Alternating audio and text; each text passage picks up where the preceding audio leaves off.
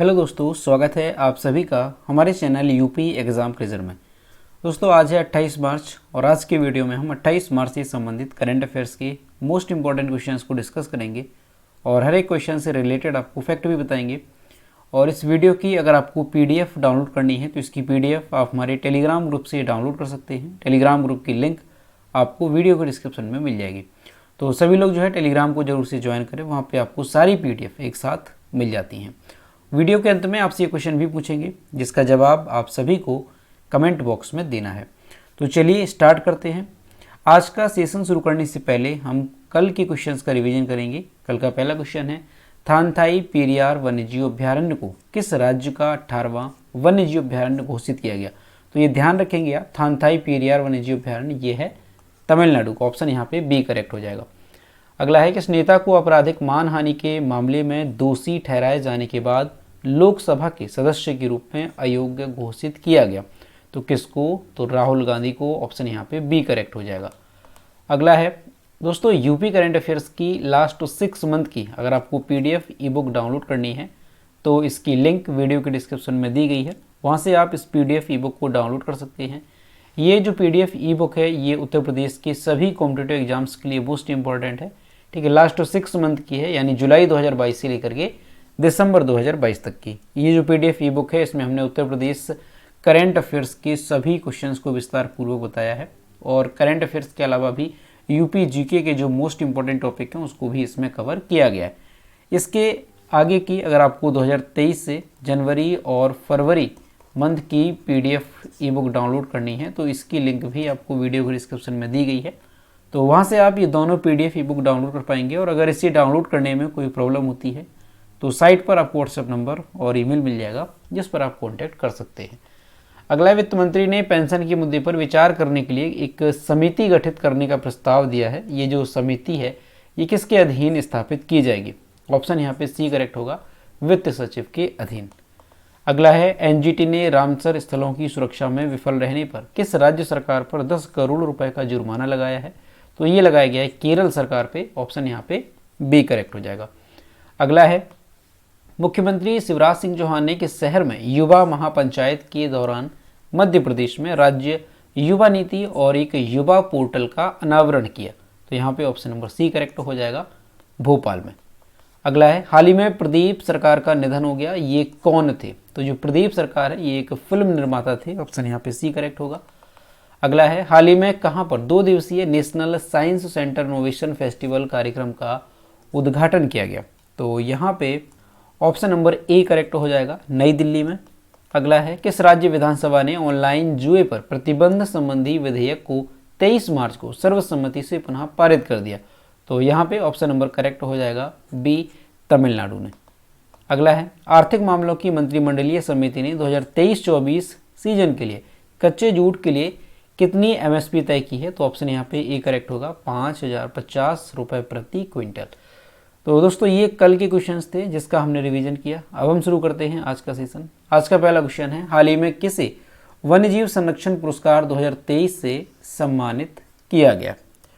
तो इसका जो ऑप्शन है वो करेक्ट हो जाएगा यहाँ पे बी, आलिया मीर को। यहाँ पे आप इनकी इमेज देख सकते हैं, ये आलिया मीर है जिनको वन्यजीव संरक्षण पुरस्कार 2023 से सम्मानित किया गया। दोस्तों ये प्रमुख समाजशास्त्री हैं, इसके अलावा वन्यजीव जानवरों के लिए काम करने वाली जम्मू कश्मीर की ये पहली महिला बनी है जिनको ये वन्यजीव संरक्षण पुरस्कार 2023 से सम्मानित किया गया। ठीक, तो नाम ध्यान रखेंगे, आलिया मीर। ये जो है जम्मू कश्मीर की पहली ऐसी महिला बन गई हैं जिनको इस पुरस्कार से सम्मानित किया गया। उन्हें जंगली जानवरों का बचाव और रिहाई, घायल जानवरों की देखभाल और कश्मीर में भालू के बचाव सहित वन्यजीव संरक्षण में उनकी उपलब्धियों के लिए सम्मानित किया गया। और दोस्तों ये जो आलिया मीर हैं ये सांप पकड़ने के लिए विशेष तौर पे जानी जाती हैं। ठीक है, वैसे जितने भी जंगली जानवर हैं, जो जीव हैं, उनको जो है बचाने का काम ये करती हैं। वह जम्मू कश्मीर क्षेत्र से पुरस्कार प्राप्त करने वाली पहली महिला है। इसलिए ये जो क्वेश्चन है वेरी इंपॉर्टेंट हो जाएगा क्योंकि जम्मू कश्मीर से इस अवार्ड को प्राप्त करने वाली ये पहली महिला बनी है। ठीक, और साल 2023 का ये पुरस्कार है, तो ध्यान रखेंगे इसको, आलिया मीर का नाम।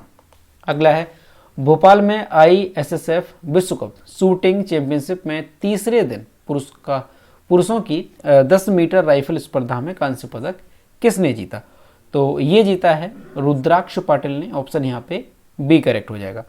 दोस्तों भारत के रुद्राक्ष पाटिल ने भोपाल में ISSF विश्व कप शूटिंग चैंपियनशिप के तीसरे दिन पुरुषों की 10 मीटर राइफल स्पर्धा में कौन सा मेडल जीता? तो इन्होंने जीता है ब्रॉन्ज मेडल यानी कि कांस्य पदक। इस स्पर्धा में इन्होंने किसको हराया? तो इस स्पर्धा में किसने गोल्ड मेडल जीता? तो वो जीता है चीन की सेंग लिहाओ ने। ठीक है, उन्होंने गोल्ड मेडल जीता और चीन के ही डू लिंसू ने रजत पदक इसमें जीता है।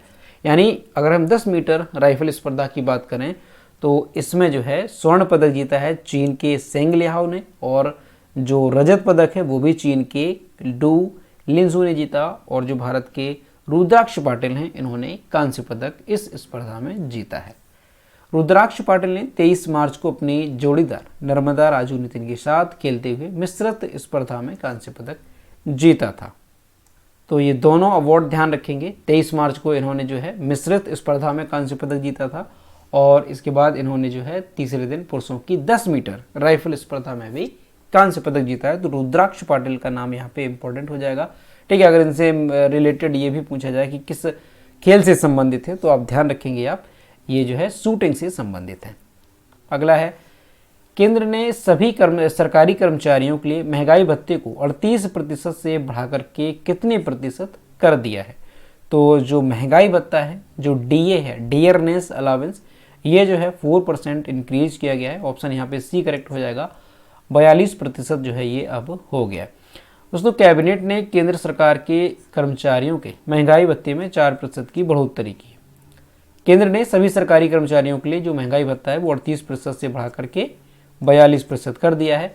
महंगाई भत्ता या DA में यानी कि जो डियरनेस अलावेंस है इसमें बढ़ोतरी के लिए जो केंद्र सरकार है वो 12,815 करोड़ रुपए खर्च करेगी, जिससे केंद्र सरकार के 1 करोड़ से ज़्यादा जो कर्मचारी हैं उनको लाभ मिलेगा। कैबिनेट ने केंद्र सरकार के कर्मचारियों को महंगाई भत्ते यानी DA और पेंशन भोगियों को महंगाई राहत की अतिरिक्त किस्त जारी करने की मंजूरी दी है, जो कि जनवरी 2023 की शुरुआत से देय होगी। इससे 47.58 लाख कर्मचारियों और 69.76 लाख पेंशन भोगियों को लाभ होगा। तो ध्यान रखेंगे यहाँ पे जो DA है वो बढ़ा दिया गया है, और कितना? तो 4% बढ़ाया गया है। अभी प्रेजेंट टाइम में अगर हम बात करें कि केंद्र के जो कर्मचारी हैं उनको कितना DA जो है मिलेगा तो वो हो गया है 42%। अगला है, 2021-22 में विश्व का तीसरा सबसे बड़ा मछली उत्पादक देश कौन सा है? ऑप्शन यहाँ पे डी करेक्ट हो जाएगा, भारत। दोस्तों भारत जो है ये तीसरा सबसे बड़ा मछली उत्पादक देश है, जो वैश्विक मछली उत्पादन में 8% का योगदान देता है। और जलीय कृषि उत्पादन की अगर हम बात करें तो जलीय कृषि उत्पादन में ये दूसरे नंबर पे आता है। इसके साथ ही मछली और मत्स्य उत्पादन का चौथा सबसे बड़ा ये निर्यातक भी बन गया है, इसको भी ध्यान रखेंगे। वर्ष 2020-21 में प्रधानमंत्री मत्स्य संपदा योजना यानी PMMSY के शुभारंभ के बाद से देश में कुल मछली उत्पादन में वृद्धि की प्रवृत्ति देखी गई। 2021-22 में 162.48 लाख टन का मछली उत्पादन दर्ज किया गया, जो कि 2019-20 में 141.64 लाख टन था। तो कहने का मतलब यहाँ पे ध्यान रखेंगे कि जी जो हमारा भारत है ये मछली उत्पादन के मामले में तीसरे स्थान पे है। ठीक है, इसके साथ ही अगर ये कहा जाए कि जलीय कृषि उत्पादन में तो भारत दूसरे स्थान पे है, और मछली और मत्स्य उत्पादन का चौथा सबसे बड़ा ये निर्यातक भी बन गया है। ठीक, तो ये अलग अलग बातें हैं, उत्पादक देश और निर्यातक चौथा है, इस चीज़ को ध्यान रखेंगे। और जो उत्पादक है वो है तीसरा। और यहीं पे अगर हम बात करें कि मछली उत्पादन के मामले में टॉप पर कौन सा देश है, तब आप नाम ध्यान रखेंगे चीन का। ये जो है दुनिया का सबसे बड़ा मछली उत्पादक देश है। अगला है, पर्पल डे ऑफ एपिलेप्सी कब मनाया गया? तो ये जो है 26 मार्च को मनाया गया है। ऑप्शन यहाँ पे बी करेक्ट हो जाएगा। दोस्तों पर्पल डे ऑफ एपिलेप्सी एक अंतर्राष्ट्रीय जागरूकता दिवस है, जो कि न्यूरोलॉजिकल कंडीशन एपिलेप्सी से जुड़े सामाजिक स्टिग्मा को कम करने और समझ बढ़ाने के लिए समर्पित है। दोस्तों यहाँ पर जो वर्ड आया है एपिलेप्सी, एपिलेप्सी क्या होता है? तो मिर्गी, जिसको हम साधारण भाषा में कहते हैं मिर्गी। ठीक है, जो मिर्गी के लिए जागरूकता दिवस है, ये जो है 26 मार्च को मनाया जाता है। और पर्पल डे ऑफ एपिलेप्सी आता है, तो ध्यान रखेंगे एपिलेप्सी जो है मिर्गी को ही कहा जाता है। ठीक है, इसका उद्देश्य क्या है, तो लोगों को एपिलेप्सी यानी मिर्गी के बारे में शिक्षित करना, एक सीजर के लक्षणों को पहचानना और इससे प्रभावित होने वालों को समर्थन प्रदान करना है। पर्पल डे का प्राथमिक उद्देश्य एपिलेप्सी यानी मिर्गी और उससे प्रभावित होने वालों के प्रति अधिक ज्ञान और सहानुभूति को बढ़ाना है, जिसका अंतिम उद्देश्य एक और समावेशी समाज बनाना है।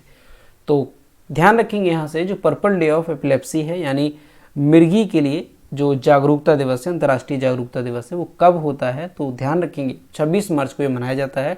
उद्देश्य क्या होता है, तो मिर्गी के बारे में लोगों को शिक्षित करना, जागरूक करना, उसके लक्षणों के बारे में उनको जो है जागरूक करना कि किस तरह के उसमें लक्षण होते हैं। तो इसी के लिए ये जो दिवस है वो मनाया जाता है 26 मार्च को, तो ध्यान रखेंगे। अगला है, हाल ही में किसने अरावली ग्रीन वॉल परियोजना का शुभारंभ किया, तो यहाँ पे ऑप्शन नंबर ए करेक्ट हो जाएगा, भूपेंद्र यादव ने। दोस्तों, टिकली गांव हरियाणा में मनाए गए अंतर्राष्ट्रीय वन दिवस के उपलक्ष्य में पर्यावरण, वन और जलवायु परिवर्तन मंत्री भूपेंद्र यादव ने अरावली पर्वत श्रृंखला के 4 राज्यों में अरावली पर्यावरणीय पर्दा योजना का अनावरण किया, जिसका उद्देश्य अरावली पहाड़ी श्रृंखला के आसपास के 5 किलोमीटर क्षेत्र को हरा भरा बनाना है। तो ध्यान रखेंगे यहाँ पे, ठीक है, अंतर्राष्ट्रीय वन दिवस के उपलक्ष्य में जो है जो पर्यावरण, वन और जलवायु परिवर्तन मंत्री हैं भूपेंद्र यादव, इन्होंने अरावली पर्वत श्रृंखला के 4 राज्यों में अरावली पर्यावरणीय पर्दा योजना का अनावरण किया है। ठीक है, या आप कह सकते हैं अरावली ग्रीन वॉल परियोजना। ठीक है, किसने शुभारंभ किया है, भूपेंद्र यादव ने किया। उद्देश्य क्या है इस योजना का, तो उद्देश्य यही है कि अरावली पहाड़ी श्रृंखला के आसपास के 5 किलोमीटर के क्षेत्रफल को हरा भरा बनाना। ठीक, तो ध्यान रखेंगे आप इसको। दोस्तों, यहाँ पर हरियाणा की अगर हम बात करें तो हरियाणा से संबंधित आपको कुछ क्वेश्चन ध्यान रखने हैं। जैसे भारत का पहला विश्व शांति केंद्र जो है कहाँ पे स्थापित किया गया, तो भारत का जो पहला विश्व शांति केंद्र है, ठीक है, यहाँ पे आप लोग जो है याद रख सकते हैं विश्व शांति केंद्र, और ये जो है भारत का पहला विश्व शांति केंद्र है, ये कहाँ पे स्थापित किया गया है, तो ये हरियाणा के गुरुग्राम में स्थापित किया गया है। इसको ध्यान रखेंगे, गुरुग्राम में स्थापित किया गया है भारत का पहला विश्व शांति केंद्र। ठीक है, भारत का पहला। इसके अलावा एक क्वेश्चन और आपको ध्यान रखना है कि भारत का पहला हेली हब, ठीक है, हेली हब की अगर हम बात करें तो हेली हब जो है ये कहाँ पे स्थापित हुआ है, तो ये भी गुरुग्राम में ही स्थापित हुआ है। इसको ध्यान रखेंगे, हरियाणा के गुरुग्राम में स्थापित किया गया भारत का पहला हेली हब। एक क्वेश्चन और ध्यान रखेंगे, और ये जो क्वेश्चन है आपके एग्जाम में पूछा भी गया था, अभी कोई एग्जाम हुआ था कि भारत का पहला ग्रेन एटीएम जो है कहाँ पे स्थापित किया गया, तो गुरुग्राम में ही जो है ग्रेन एटीएम स्थापित किया गया है। ग्रेन, भारत का पहला ग्रेन एटीएम कहाँ पे स्थापित किया गया है, तो ये भी जो है गुरुग्राम में ही स्थापित किया गया। इसके अलावा विश्व का सबसे बड़ा सफारी पार्क कहाँ पे है, वो भी गुरुग्राम में। तो ये गुरुग्राम में बहुत सारे यहाँ पे जो है क्वेश्चन आपके एग्जाम के लिए बनते हैं। ठीक है, हेली हब गुरुग्राम में है भारत का पहला ग्रेन एटीएम गुरुग्राम में है, भारत का पहला विश्व शांति केंद्र कहाँ पे है, गुरुग्राम में है, भारत का सबसे बड़ा सफारी पार्क कहाँ पे बना, वो भी गुरुग्राम में। तो ये सारे क्वेश्चन आप ध्यान रखेंगे गुरुग्राम से संबंधित। और अभी जो है दुनिया का सबसे बड़ा हड़प्पा संस्कृति संग्रहालय भी स्थापित करने की बात कही गई, और वो कहाँ पे किया जाएगा, तो हड़प्पा संस्कृति का जो संग्रहालय है ये स्थापित किया जाएगा राखीगढ़ी में। इसको ध्यान रखेंगे, राखीगढ़ी में स्थापित किया जाएगा, और ये दुनिया का सबसे बड़ा हड़प्पा संस्कृति संग्रहालय होगा। ठीक है, तो ये क्वेश्चन है हरियाणा से रिलेटेड, मोस्ट इंपॉर्टेंट है, ध्यान रखेंगे इनको। अगला है विश्व रंगमंच दिवस कब मनाया जाता है, ये मनाया जाता है 27 मार्च को, ऑप्शन यहाँ पे बी करेक्ट हो जाएगा। दोस्तों, हर साल 27 मार्च को जो है कौन सा दिवस होता है, तो विश्व थिएटर दिवस या विश्व रंगमंच दिवस। ये पूरी दुनिया में मनाया जाता है ताकि थिएट्रिकल रूपों के महत्व को बढ़ावा दिया जा सके। थिएटर ना केवल मनोरंजन प्रदान करता है, बल्कि ये जो है एक कला रूप भी होता है जो व्यक्तियों को शिक्षित और प्रेरित करता है, क्योंकि थिएटर के माध्यम से जो है लोगों को जागरूकता फैलाई जाती है, लोगों को जागरूक किया जाता है। कई नाटक विभिन्न विषयों पर प्रदर्शित होते हैं, जिनमें सामाजिक मुद्दे, मनोरंजन और कॉमेडी शामिल होते हैं। यानी आपने देखा होगा कि जो सीरियल्स होते हैं उसमें जो है लोगों को किस तरह से रहना चाहिए, लोगों को जागरूक किया जाता है। जैसे हिस्ट्री से रिलेटेड भी कई सीरियल चलते हैं, ठीक है, कई सारे शोज होते हैं, तो उनसे क्या है, लोगों को जागरूक किया जाता है, हमारी संस्कृति के बारे में जागरूक किया जाता है, हमारे इतिहास के बारे में जागरूक किया जाता है। तो ये जो थिएटर है वो ना केवल मनोरंजन प्रदान करता है, बल्कि ये जो है एक कला है और इससे लोगों को शिक्षित भी किया जाता है। विश्व थिएटर दिवस की थीम क्या है, तो थिएटर और शांति की संस्कृति, ये जो है थीम रही है 2023 की, जो किसने तय की है, अंतर्राष्ट्रीय थिएटर संस्थान ने तय की है। दोस्तों ये जो थिएटर दिवस है, विश्व थिएटर दिवस, कब शुरुआत इसकी की गई थी, तो 1961 में अंतर्राष्ट्रीय रंगमंच संस्थान द्वारा इसकी शुरुआत की गई थी। ठीक, तो मोस्ट इंपॉर्टेंट है, ध्यान रखेंगे आप कि विश्व थिएटर दिवस कब मनाया जाता है, 27 मार्च को ये मनाया जाता है। और उद्देश्य क्या होता है, तो वो आपने देखा कि लोगों को जो है इसके बारे में जागरूक करना, थिएटर के बारे में। और ये दिवस क्यों मनाया जाता है, ये आपने देखा कि ये जो है केवल मनोरंजन का ही स्रोत नहीं है, बल्कि ये लोगों को शिक्षित और प्रेरित करने का भी इससे काम होता है। अगला है प्रधानमंत्री उज्ज्वला योजना के तहत प्रति एलपीजी सिलेंडर की 200 रुपये की सब्सिडी को कितने समय के लिए विस्तारित किया जाएगा। ऑप्शन यहाँ पे करेक्ट हो जाएगा ए, 1 साल के लिए। दोस्तों प्रधानमंत्री नरेंद्र मोदी द्वारा अध्यक्षता की गई आर्थिक मामलों की कैबिनेट समिति ने घोषणा की है कि जो प्रधानमंत्री उज्ज्वला योजना है PMUY, इसके तहत प्रति एलपीजी सिलेंडर 200 रुपये की जो सब्सिडी है वो 1 साल के लिए विस्तारित की जाएगी। प्रधानमंत्री उज्ज्वला योजना 1 मई 2016 में केंद्र सरकार द्वारा उत्तर प्रदेश के बलिया से लॉन्च की गई थी, जिसके तहत गरीब परिवारों की वयस्क महिलाओं को जमानत मुक्त एलपीजी कनेक्शन प्रदान किए जाने और एलपीजी को ग्रामीण और गरीब घरों में पहुंचाया जाना था। यानी कि जो प्रधानमंत्री उज्ज्वला योजना शुरू की गई थी, किस लिए शुरू की गई थी, तो महिलाओं को जो एलपीजी कनेक्शन है वो प्रदान करना, ठीक है, मुफ्त में, इसीलिए इस योजना को शुरू किया गया था। तो इसी योजना के तहत जिनके कनेक्शन हैं उनको जो है सब्सिडी के तौर पर 200 रुपये जो दिए जाते हैं उनको 1 साल के लिए और बढ़ा दिया गया है। और ये जो प्रधानमंत्री उज्ज्वला योजना शुरू कब हुई थी, तो इम्पॉर्टेंट है, ध्यान रखेंगे, 1 मई 2016 को। कहाँ से, ये भी इंपॉर्टेंट है, तो उत्तर प्रदेश के बलिया से इसको लॉन्च किया गया था। अगला है मनु भाकर ने ISSF विश्व कप 2023 में 25 मीटर पिस्टल में कौन सा पदक जीता। तो यहाँ पे ऑप्शन नंबर करेक्ट हो जाएगा बी, कांस्य पदक। दोस्तों ओलंपियन है निशानेबाज मनु भाकर, इन्होंने 26 मार्च 2023 को भोपाल मध्य प्रदेश में ये आयोजित की जा रही है निशानेबाजी प्रतियोगिता। तो ISSF पिस्टल राइफल विश्व कप में इन्होंने 25 मीटर पिस्टल में कांस्य पदक जीता। चीन भोपाल विश्व कप में 10 पदकों के साथ पदक तालिका में शीर्ष पर है, जिसमें से 6 स्वर्ण, 2 रजत और 2 कांस्य पदक शामिल हैं। भारत की बात करें तो भारत पुरुषों की 10 मीटर एयर पिस्टल में सरबजोत सिंह द्वारा जीते गए 1 स्वर्ण के साथ साथ 1 रजत और 4 कांस्य पदक के साथ दूसरे स्थान पे है। तो ध्यान रखेंगे आप इसको, ये 26 मार्च तक के यहाँ पे आंकड़े दिए गए हैं, ठीक है। और जो मनु भाकर हैं इन्होंने कौन सा मेडल जीता, तो कांस्य पदक इन्होंने जीता है 25 मीटर की स्पर्धा में।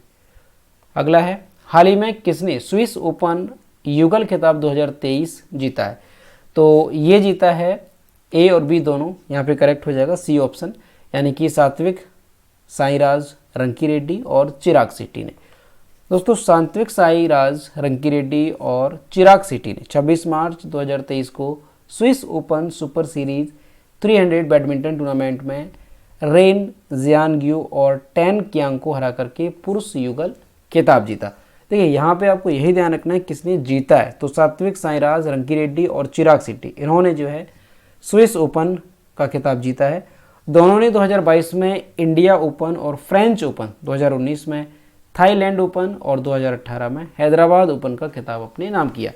सात्विक और चिराग ने 2022 कॉमनवेल्थ गेम्स का स्वर्ण पुरस्कार भी जीता है। तो ध्यान रखेंगे इनका नाम कि Swiss open super series 300 badminton tournament जो है किसने जीता, ये जीता है सात्विक राज रंकीरेड्डी और चिराग शेट्टी ने। तो दोस्तों ये थे 28 मार्च से संबंधित करंट अफेयर्स के मोस्ट इंपॉर्टेंट क्वेश्चन जो कि हमने डिस्कस किए। अब हम देखते हैं कल की वीडियो को क्वेश्चन जो हमने आपसे पूछा था। ये क्वेश्चन हमने आपसे कल की वीडियो में पूछा था कि विश्व टीबी दिवस जो है ये कब मनाया जाता है। तो विश्व टीबी दिवस जो है ये हर साल कब मनाया जाता है? 24 मार्च को। ऑप्शन इसका बी करेक्ट था। और लगभग सभी स्टूडेंट्स ने इसके सही जवाब किए। लेकिन मैं आपसे रोज़ कहता हूँ कि जो भी क्वेश्चन आपसे पूछा जाए तो सभी लोग क्वेश्चन का आंसर किया करो, क्योंकि कुछ स्टूडेंट रेगुलर इसका आंसर करते हैं, लेकिन सभी लोगों को क्वेश्चन का आंसर करना है। ये है आज का क्वेश्चन। हाल ही में किसने 2023 एविल पुरस्कार जीता? यहाँ पे जो भी करेक्ट आंसर है वो आपको कमेंट बॉक्स में बताना है और सभी लोग कोशिश करेंगे कि क्वेश्चन का आंसर करें।